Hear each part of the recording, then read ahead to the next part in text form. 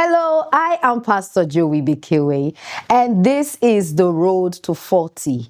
Yes, this video is Joey, the doing of the Lord. It is my journey from age 0 and to 40, how God has been faithful, how God has brought me thus far, and how a yielded life can inspire others. So I just want to share my journey with God to you and just share it with you, and for you to piece out the principles and the lessons, and of course the fun part, to be able to see how God can use just about anyone who is submitted and yielded unto him. That is why this is Joey, the doing of the Lord. I was born into a monogamous family. My mom and my dad were together until my dad passed. So I was born into the family of Mr. Alex Ogenemaru Chukwuka Oboijogo and Mrs. Mercy Nkema Konam Oboijogo. My dad is Isoko from Owelogbo in Isoko North local government area, and my mom is from Indemili in Undokwa. And so I'm mixed. I'm both Isoko and Ukwani. Interestingly, my dad is also mixed like me because his mom and his dad, one is Isoko and one is Ukwani. And so I grew up in a home of love, support, at least to the best of their knowledge, love and support to the best way they could give to me. And I am the second of 4 children. We have 3 girls and a boy. We were supposed to be 5, but we lost 1. So we're just 3 girls and 1 boy, and I'm the second child. I was born inside Warri, where the Eburu precisely, I think that is in Okumagba layout. But when I was age 2, we moved to Uboroke on Airport Road, and now that's Uwe local government area. And from age 2 until I was age 26, before I got married, I really lived in Uboroke. So I lived in Uboroke for about 24 years. It's a beautiful community, a peaceful community, a secured community, a loving community. So I had a great time growing up in Uboroke. I grew up into a humble background. My parents didn't have. We knew what not having was. Interestingly, when I was growing up, I didn't know that we were broke. And here is why. My parents are educated. My dad's an accountant, my mom is a nurse. And so they were working and they were a bit comfortable. So while people or other children went to public schools, we went to private schools, even though where we were living, we seemed better. And so it didn't occur to me at the time that we were really broke until I started growing up and I really saw what lack and poverty could be like. And one thing I admired my parents for was their commitment to education. They were very committed to us having the best, at least the one that they can afford. And so they pushed for us to go to private schools where we'll be given attention and we'll be taught properly. Most of my parents' earning really went to our education, and I'm forever grateful to them for that. I deeply admire them for that. But growing up as a young child, my dad is an amazing man. We had a very interesting relationship. And our relationship was because I was a lot like him. We had ideological differences. My dad believed that a female child is not as important as a male child. And this mindset and this belief system is coming from his culture at the time. Although before he passed, we were able to get past there, and he actually even apologized. But growing up as a young child, as early as age 5, being in my home, I found out that I was not as important. And you know, someone had a girl child, and now you have another girl child, and you have another girl child. So the man was frustrated. He was very disappointed. As a matter of fact, I felt like my mom carried a lot of that pain, because for my dad, he just wanted his son, and my mom was giving birth to women. And so every time I would hear the quarrel, I would hear the talk, I would hear him speak to my mom in a derogatory way, and it's about us. And so I just knew that, okay, I'm not welcomed, I'm not accepted because I'm female. My dad would say the worst of things, some of them that it's unprintable about the female child. And being in that environment and soaking up this thing, there was just something within me as early as I can remember, as age 5, 6, when I was conscious of this situation. I knew that there was something within my soul that rejected the push down and the put down from the words my father spoke. I would say to myself, I'll prove you wrong. Within my heart, I never said it to him, but I just knew that you are wrong to think that a female child is not as important. And so I carried this thing for a very long time. It affected my relationship with my dad. It strained our relationship because I am a lot like my dad. My dad is a handsome man. I look like him physically, and I carried the ingredients of his soul. He is very social. He's very fine, very social, and very intelligent. And so just being with my dad, when I hear him talk, when I hear him speak, he inspired me to be this woman that I am. So I really loved my dad. But this issue was the strain we had, because at some point I'm like, I'm here, I'm not going to be male, I'm not going back to be a male child. I know that if I was male and I was like you would have so loved it, but I'm a female and I'm like you. And to him, he feels like a woman should be very agreeable. For you, you ask questions. And he didn't like the fact that when he says something, I'm the one that I may not say no, but I don't agree. And when I don't agree, you, of course, you will get my feedback. And so we had a very interesting relationship. And so, as I was growing up, it affected me. I grew up from a home where my mom is a woman of God.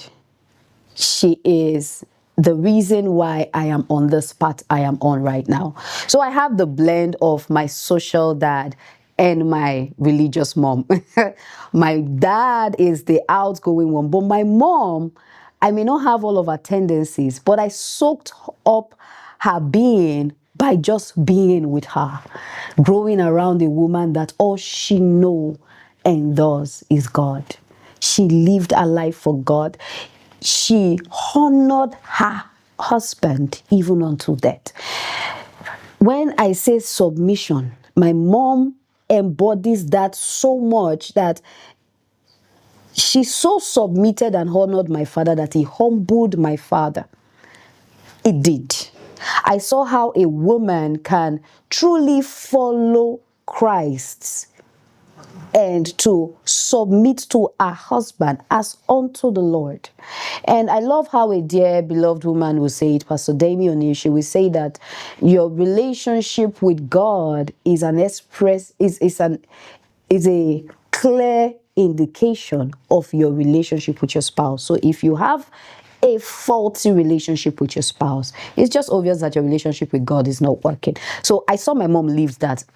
She probably don't know all of this English, but she was able to follow Jesus and follow her home. So she kept our home. My mom kept our home. She fought for the unity of our home, and she fought for us. There was something very remarkable that happened when I was going to write WAEC. This story is one story that marked my life forever. I was going to write WAEC and there was no money to register WAEC. My dad had gone everywhere, tried to see how he can borrow. he didn't have. And my mom got into her box, brought out the only single she had left after selling enough. She brought out that single and brought out her set of party pots. And she carried them to a place here in Warri called Ephraim Market in Ephraim. She went to Ephraim Market and sold it. How much was the WAEC registration then? 6,500. She didn't have the money, so she went and sold it and brought the money and paid for my WAEC registration. And I looked at her. I was 16 then. I looked at her and I told her that this particular cloth you sold, I'm going to buy it in several colors and variations. I'm going to make sure that I take care of you. And she laughed because she really was doing her responsibility as far as she was concerned. But as a child, I was touched by that level of commitment. I have an amazing mom that till tomorrow, she is in my soul because she raised me. She did. She raised me deliberately. And so I started my journey as a young girl. We'll go to church, we'll go for choir rehearsals. My parents attended a church called Holy Ghost End Time Ministry. We were there for years. Like, I can't even count. But I think from 1995 to 2014, when my parents relocated to another location here in the city. So from 1995 to 2014, yes, that was our family church. And so my parents were committed. My mom is an evangelist. My dad was a missionary. And we had a church life. Although my dad wasn't always like that. My dad was the party type. Like I said, he was social. My dad was a kegite. He was a DJ while he was in school. He went to Auchipoli. He was a DJ while he was in school. And so he brought social things to us growing up. And I loved it. I used to really enjoy it.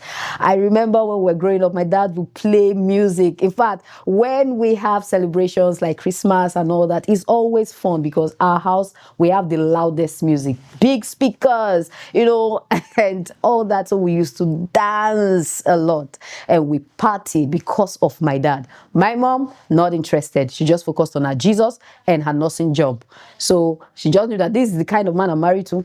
Well, that's him. That's not me. And for me, I was really having fun growing up. My dad got born again in 2002. And that was the time he seriously committed to God after living his life in the ways of the world, womanizing, drinking, smoking, all of that, all of the things that come with trying to be social, trying to fit in, trying to be what's up. My dad did all that. And so I saw that. And so I didn't have a proper godly representation in my dad until 2002. And so when he stopped drinking, stopped smoking, we thought he was going to be for a short time, but that was it until he passed. And my parents, we went to church. I went to church. I was in choir. I sang alto. And I loved God because God was the party we also did because of my mom. So when I was in school, I went to SU. Okay, so my primary school, I didn't talk about my schooling background. My primary school was Progress Nursery and Primary School. It was a private school, a small, comfortable private school on Arubaye Street along Giwamu. Yes, that was the school. After primary school, my dad wanted us to have this government school experience because he felt like we were too calm, too timid. We were not bold. So he did that with my other sister and me. So I went to Ossie College for just 2 years. I went to Ossie College from 1997 to 1999. And I went back to private school. I went back to my Progress secondary school. From the primary school I finished from, I went back to that school. Then 2 years later, I eventually finished from Ford Secondary School. That was where I finished from. Ford is along Keruberi Kokorodia, somewhere inside Warri. I had a great time growing up as a teenager. You know, I had a very great time. And so we went to church. We served God. I was in choir. I loved God, and I got filled with the Holy Ghost as a teenager. But, you know, the social vein in me was seeking expression. And immediately I got admission into school. It seemed like I was free like a bird. I got admission into Enugu State University. At the time, I didn't know that the admission was fake, but someone just said, come, we'll get it done, everything's going to be fine. So I left town, went to Enugu. I spent 2 years there, 2005 to 2006. I was in Enugu, and when I found out the admission was fake, I came back, all the while having a great time, partying, clubbing. My favorite is clubbing. And why? Because of my home. What we did the most was loud music and dance. So my favorite was always going to the club, having a great time, partying. I don't drink. Of course, up until now, I never liked it. I didn't like it. And that was because of how I saw my dad. What happened with my dad when he drinks. It was very irritating to me. I have several visuals of how messed up someone can be because you took alcohol. So it was very irritating. And I dislike not having control. And so anything that would make me lose my mind and not have control, I didn't want it. But of course, party, I was there. And so I played for 2005 to 2009 when my life changed. And so when I left Enugu, I went to Benin and I got admission into University of Benin as a social worker. And I had the best time living in Benin, also partying, clubbing and all that. But something significant happened to me. When I was going to turn 23, in 2009, I was very excited about this particular birthday for no particular reason. I just felt like, I'm a big girl. I want to do something really big, really that I can call on my friends and we're going to have a great time and people are going to know that I am the babe, you know. And I got a place, a clubhouse on St. Mary's. They used to call that place House 99s. And I had a great time. It was a Saturday, and so I had a great time. I had friends over, and we had fun. But in the midst of that thing I called fun, it felt empty. It felt pale. It felt very dissatisfying. And earlier on, I had met a young man. He's a pastor right now. But I've always known him. He modeled for me what I thought about an ideal man. And he knew me from childhood. He knew my parents. And so when he saw me, he was very disappointed at the way I was living at the time. And he spoke to me about it. But I didn't mind that. But after that party, I knew I wanted something different. I was so embarrassed. I felt like I shouldn't have, had the party in the first place. But I went home and I sat down. I usually don't go to church.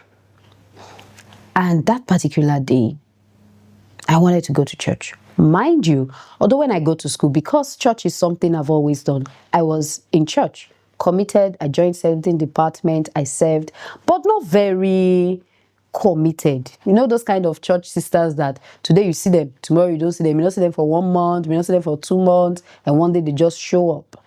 And that was how I was, my walk with God. But I've always known within me that God is good and God was merciful to me. But after that day, I sat down and now I can say that it was God and the Holy Spirit talking to me. And I stopped. I just stopped. And I prayed. I prayed and I told God that I want something different. If you truly make a life beautiful, I want to experience it. And I'm going to go through this journey with you your way. And the Lord, since 2009 till now, never disappointed me. First of all, what I did was to find a church family. And so I walked into Church of God Mission, Church Reloaded, for the first time, August 2009, the first Sunday of August 2009. I remember that they've put posters and handbills somewhere. And at the time, while I was in Uniben, I was a CFite. And so I thought that, okay, since the campus, the NGL church is in Warri, let me attend the NGL church. I went there late. I didn't know the time they had closed. And I met this amazing brother, Mr. Eddie Ohofasa. He was the one that followed me up. He followed me up. He made me feel at home, made me feel comfortable. The truth is, I truly felt loved in Church of God Mission Church Reloaded. I had a family in them. Until now, that relationship, those people that I met there, I had there, are still some of the amazing people I have in my life. And so I had a great time in Church of God Mission. Our pastor then was Reverend Sam Obadan, wise man of God. He taught us the word. We had family. We had good fellowship. We had the word of God. Now my marriage story. So, being the single young girl, I was trying to transition from secular relationship to now finding a godly guy, because of course when you are in the world and you're doing those foolish things, that is a pond on its own. And so if you're fishing in that wrong pond, you'll meet the wrong kind of people. And so now that I'm taking this journey with God, trying to pray, trying to commit to service in church, I wanted more. I knew that in this journey I am taking with God, marriage is very crucial. And if I'm going to get married, I should be married to someone who would help me grow in my relationship with God. And that was the most important thing for me at the time. And so I was in a relationship, and of course this person is a child of God, but it wasn't working. And it wasn't that both of us were bad people. We were not just meant for each other. And at the time I was in that place, I remember praying to God that if this is not your will for me, let it go south. I don't mind my emotions that I invested, but I just want your will for me.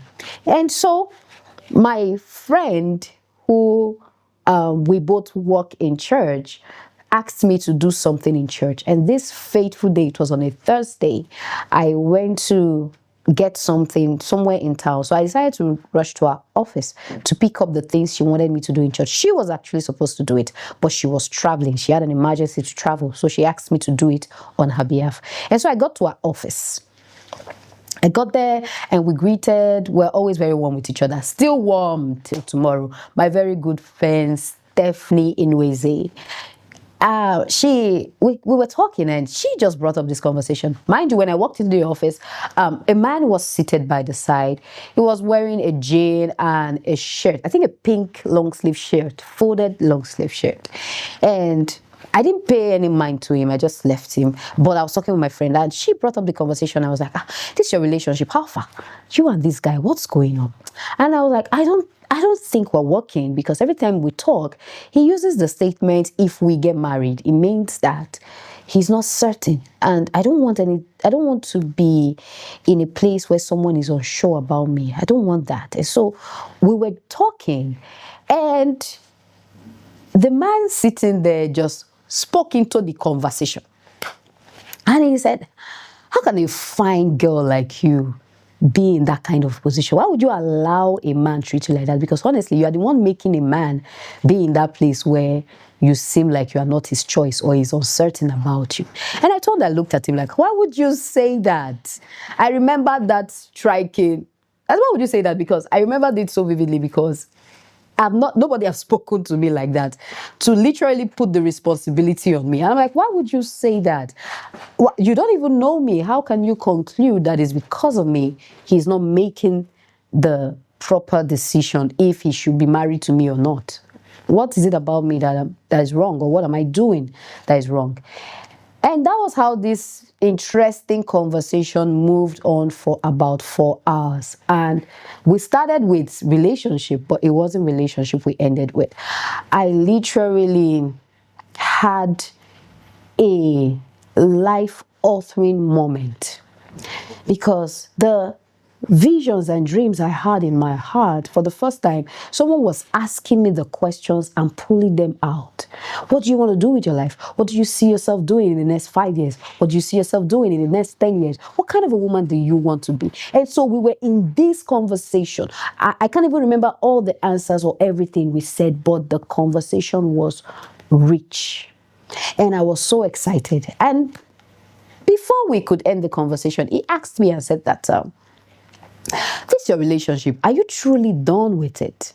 I said, honestly, I'm done, I'm tired. He said, because, well, he has someone that he thinks will really like me. And I'm like, really? I don't believe in matchmaking. And so that was what I said. He said, well, you don't have to commit to anything. If you see the person and you don't like the person, dump the person. You don't have to accept anything. I'm like, okay, fine. But he said the guy is not in Nigeria right now. He's doing a course in Ghana. When he comes back, people can see. But before then, you guys can be talking on the phone. I said, okay, fine. So he sent a message to the guy while we were there. Immediately, the guy responded and said, please send me her number. That guy happens to be my husband right now. And that man who was sitting in that place is my very own pastor, my coach and teacher, Pastor Ijoma O'Neill. I honor him a lot with this story because that was a major transition point in my life. So I met this young man who is now my husband, and every time we talked, I loved his mind, I loved his dream. I wanted to be in it because it sat so well with me. Those were the things, the dream I have of my home, the kind of family I wanted, and how my walk with God will grow was all he was really talking about. And I wanted it. I really did. And so we got married June 2nd, 2012. We met for the first time, May 2011, and we physically saw in September 2011, but we got married the very next year, June 2nd, 2012. And it has been an amazing journey. Well, initially it wasn't easy. We had a tough and a rough time. And I'm sure if you've listened to my episode, you probably have heard that story. For the first 4 years in my marriage, it was hell. And at some point, I told God to fix me because I realized that it seemed like I was the problem here. I was rude, I was disrespectful, we were having serious issues. Not like he was perfect, but I was not only rude and disrespectful, I was sometimes physically violent towards him. And there were things I was seeing about myself because marriage is a revealer. Marriage does reveal certain things. And so I saw myself in ways I didn't like or ways I was not proud of. And so I had this conversation with God in 2016. I stopped and said, Lord, fix me.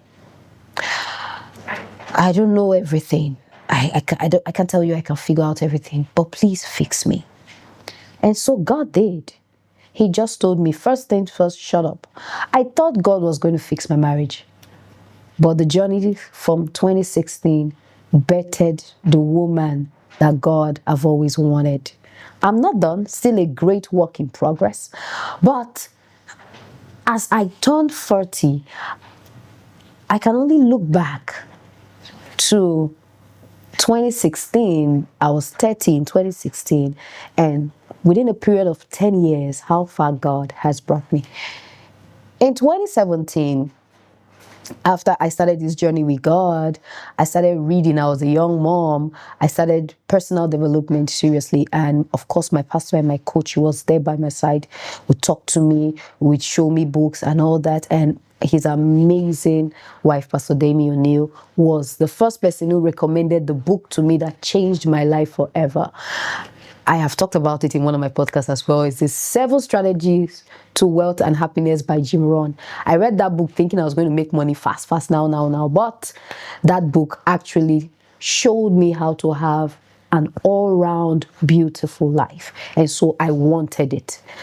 And remember the conversation I had with God in 2019, like, Lord, if truly you make beautiful lives, you write beautiful stories, I want to be one of those people that you do that with. And so I started this journey. And I started personal development, I started reading, leading on to 2017. All the while before then, my biggest dream was to be a businesswoman. to be known globally as a businesswoman. My niche was to start branding makeup, importing them. That was what I really wanted to do. I wanted to be known as a businesswoman who is into beauty business. And of course, you can see it in all of my features. I love beauty business. And so I wanted that. But one day, as a mom with 2 kids, I was serving in church as the evangelism coordinator at the time. So I went to carry out a task in church.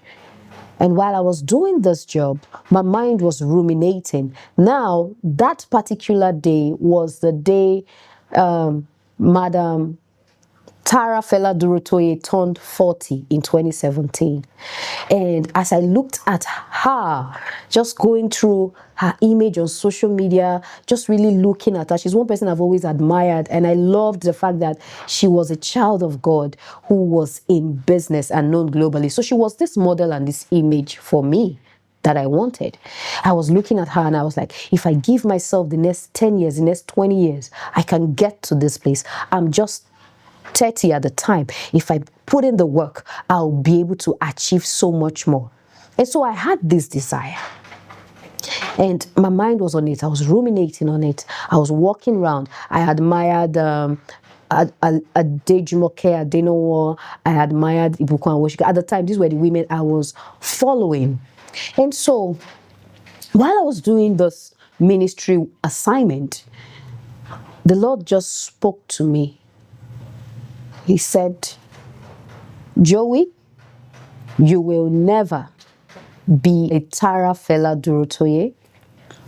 You will never be an Ibukun Awosika. You will not even be an Adejumoke Adenowo. Do you know what you will be? You will be Funke Phyllis Adejumo. You will be like Joyce Meyer, like a preacher. And I was hurt. I was disappointed because that was not my dream for me. I remember not closing my eyes or speaking to God for 2 days. I was heartbroken. The Lord shattered my dream. But you know what? Sitting down here now, 9 years after, I am eternally grateful to God. The one thing I am grateful for the most is the restraint of the Spirit. The love of God that constrains us, that keeps us, the love of Christ that keeps a person. That's what I'm most grateful for, because it is by the hand of the Lord He has kept me, restrained me, stopped me from making costly mistakes. And so I stayed back. I started doing the work of the ministry, serving, committing myself to whatever I find to do at the time. And as I grew on it, the Lord started unveiling and unpacking for me my purpose. I have gone through several disciplines of the Spirit, several training, several growth instructions I had to follow before I am becoming this woman. I have been blessed with 3 amazing children. I have Juanita, my first daughter who is 13, O'Neill, my son who is 10, and Elsa, my daughter who is 8 years old. Being a mom was also the most fulfilling, and is actually the most fulfilling thing, one of the most fulfilling things I've done.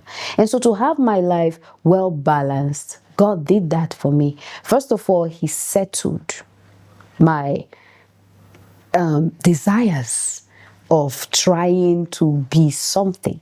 No, He gave me His dream for me. I didn't like it at first. I love it now. And of course, He gave me the best man ever. And of course, let's talk about the Lead Woman Evangelical Platform. Finding out that I have the calling to be an evangelist, I just told myself, I am serving already in that capacity in my ministry. I do not see myself pioneering anywhere. But I can also use my platforms, other mediums to sell Christ. And so my biggest journey and my biggest commitment, my biggest dedication, and the most important thing I do with my life is to showcase Christ to the world, to show that just one yielded life can turn a person, if you choose to just yield, if you choose to just obey, if you choose to just trust God, if you choose to just follow, God can give you dreams that you can never dream for yourself. Before I even got here, I was listening to an amazing training by Dr. Miles Monroe. And while I was listening to it, I asked a question. Why do we not operate democracy in God's kingdom? Why is it kingdom? Why is it a king and his sons, and he has the dream, he has the ideas, he gives it to us? And the Spirit of God confirmed it, like I've always known. You can't dream better for yourself than what God would dream for you. I cannot and would not have been able to dream up this life. As I sit down here, the most satisfying thing for me is the fact that I have peace. I am contented. I am happy, truly happy. You know, I sat with one of my sisters and I was telling her, I said, for me, I could have been excited about the party or the things I want to do at 40. But the thing I'm most grateful for is that I am sitting at the center of God's purpose for my life, and I'm living out that purpose. I am just so grateful for that. And so as I turn 40, I am just here to show you, if there is a young lady out there, a young girl out there, a woman out there, a young mom out there, and you are uncertain, you are unsure, I'm sure that with this video, you have seen the pointers where I stopped and yielded myself to God and stretched out my hands to the Father and said, take me on this journey. Take me on this adventure. Lead me through. And I can't lie to you. It's the best decision I have made my entire life.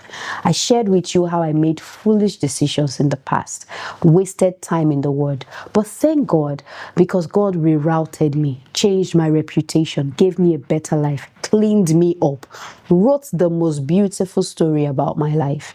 And I am loving every detail of it right now. And so I encourage you to yield unto God. And when you do, find yourself in a church family where you'll be taught, loved, raised, disciplined, instructed by the Spirit of God, and follow through. God still does wonders. He's still in the business of changing and transforming lives. And He is very much interested in your life. As a matter of fact, more interested in your life than you are interested in your life. So thank you so much once again for following me through to this end. I encourage you to like, share, subscribe, click on the notification bell to get any other fresh episode we're going to be sharing on this platform. God bless you. I love you. See you in my next episode.